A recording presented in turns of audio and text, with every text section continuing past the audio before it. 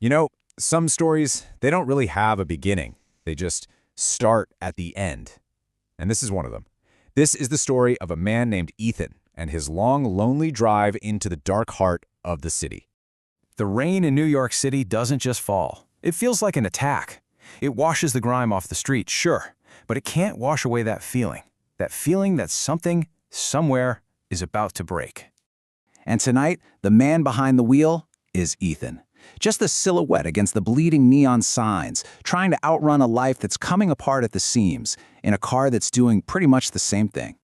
He is a man pushed right to the very edge, and desperation is the only fuel he has left. He doesn't know it yet, but this isn't just another bad night. No, this is the night, the one where everything changes.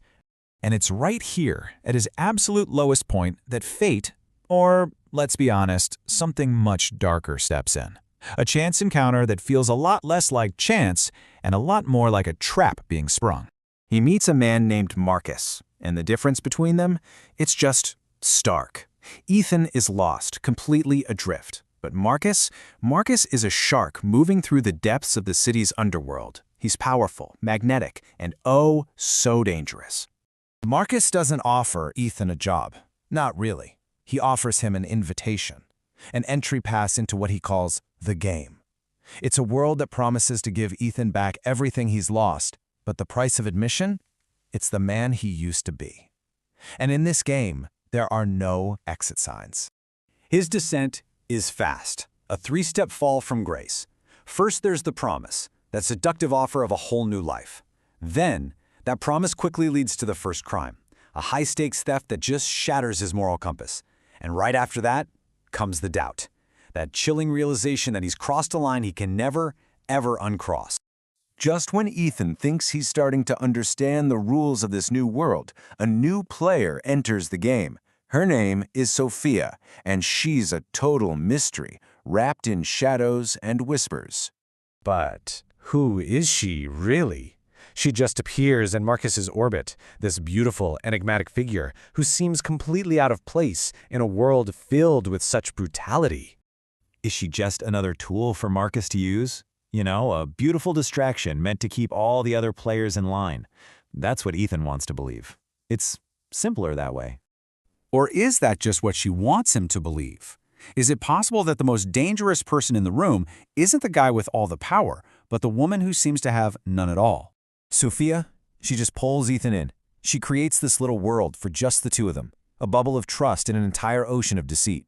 But every shared secret, every little moment of connection, it's all just another move in her own private game, a beautiful, carefully constructed illusion. And this is where the foundation starts to crumble. Ethan is completely trapped in a web of manipulation, caught between the two forces that now control his life. He's not sure what's real anymore and what's just part of the performance. So he's facing this crisis. Does he keep going down the violent path Marcus has paved for him, or does he trust that fragile connection he thinks he has with Sophia? The problem is, both paths just lead him deeper and deeper into the darkness. And then, the first betrayal is laid bare. Marcus just shows his hand. Ethan was never a partner. He was an asset, a disposable piece to be sacrificed for a bigger win. At the exact same time, you've got Sophia whispering words of loyalty. She's positioning herself as his only ally, his only way out. But in a world full of liars, the person who claims to be on your side, well, they're often the one holding the sharpest knife.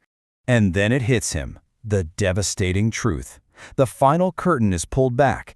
It was never Marcus versus Sophia, with Ethan stuck in the middle. No, it was always Marcus and Sophia, both using him for their own plans. He wasn't just a pawn, he was the board they were both playing on. So, this brings us to the end game. With all the lies stripped away, Ethan is left with nothing but the raw, brutal truth of his situation. It's time for the final confrontation. He confronts them both, and in that clash he finally learns the one rule of the game that Marcus and Sophia always knew. In this world of predators, the only person you can truly count on is yourself. Everyone else is just competition. So what does he do now? Does he become the monster they tried to make him, or does he find a way to escape? He understands now that escaping doesn't mean running away. It means becoming someone new. And that kind of transformation, well, it's never painless. In the end, he's just left with this: A small token, an image of a frog. It's a symbol, right? A symbol of metamorphosis, of shedding one's skin, one life, to become something else entirely. It's a reminder that he has to leave the polluted water he's been living in if he ever hopes to breathe again. And that's the story we're left with. A man standing at a crossroads, holding a symbol of change in a city that never changes, leaving us all with one final haunting question. Can a man ever truly escape what he has become?